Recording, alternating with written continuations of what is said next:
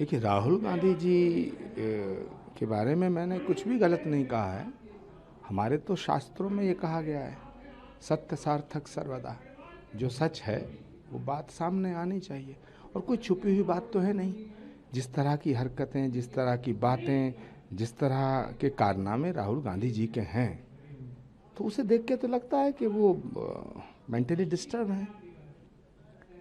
प्रधानमंत्री का कोई फैसला उसका विरोध कर देंगे, नई संसद बनाओगे तो विरोध कर देंगे, महिलाओं के हक में कानून लाओगे उसका विरोध कर देंगे, 3 तलाक मोदी हटाएं उसका विरोध कर देंगे। अब मंदिर सोमनाथ जा रहे हैं उसका विरोध। प्राइम मिनिस्टर मोदी ने देश से एक रिक्वेस्ट की है, एक अपील की है, तेल बचाने की, डीजल बचाने की, थोड़ी किफ़ायत करने की, सादगी के साथ रहने की। तो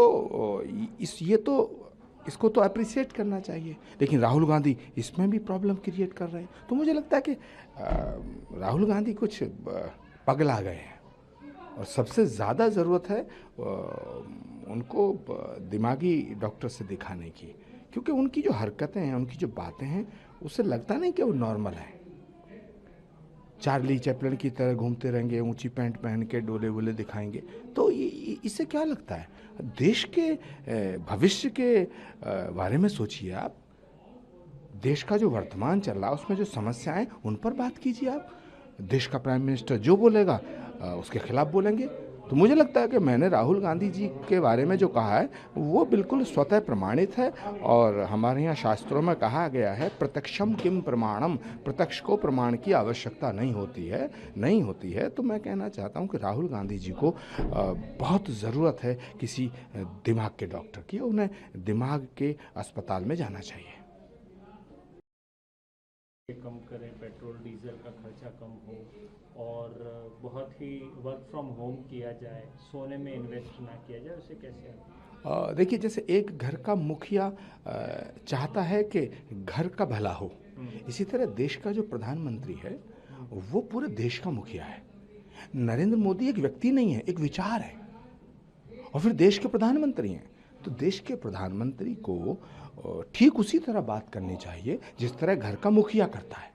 तो उन्होंने कहा है कि भाई फैयाजी मत करो, वाहियात पैसे मत फूंको, किफ़ायत करो, है ना, सेविंग करो। तो घर का जो मुखिया है वो घर के लोगों को समझाने की कोशिश कर रहा है, तो इसकी सराहना होनी चाहिए। प्रधानमंत्री मोदी के जीवन में उनका कुछ नहीं है। नरेंद्र मोदी जी के जिंदगी का एक एक पल इस देश को समर्पित है। तो जिस व्यक्ति का एक एक पल देश को समर्पित है, तो वो तो पूरे भारत को अपना परिवार मानता है। तो अपने परिवार को अच्छी बात बताना, नसीहत देना, ये तो घर के मुखिया का काम बनता है। क्रिटिसाइज कर रहा है, और इसी को लेकर के बीजेपी अब कह विपक्ष है वो देश विरोधी रुख अपना रहा है। विपक्ष के कुएं में भांग पड़ गई है, और इन सब ने भांग पी ली है।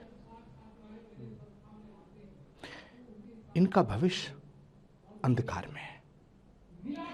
मोदी का विरोध करते करते ये देश के खिलाफ खड़े हो रहे हैं। इन्हें आत्मचिंतन की जरूरत है, आत्ममंथन की जरूरत है। हरियाणा, गुजरात, मध्य प्रदेश, छत्तीसगढ़, उड़ीसा, अब वेस्ट बंगाल, एक एक करके देश की जनता इन्हें सबक सिखा रही है, लेकिन इन्होंने ऐसी भांग पी है कि सीखने को तैयार नहीं है।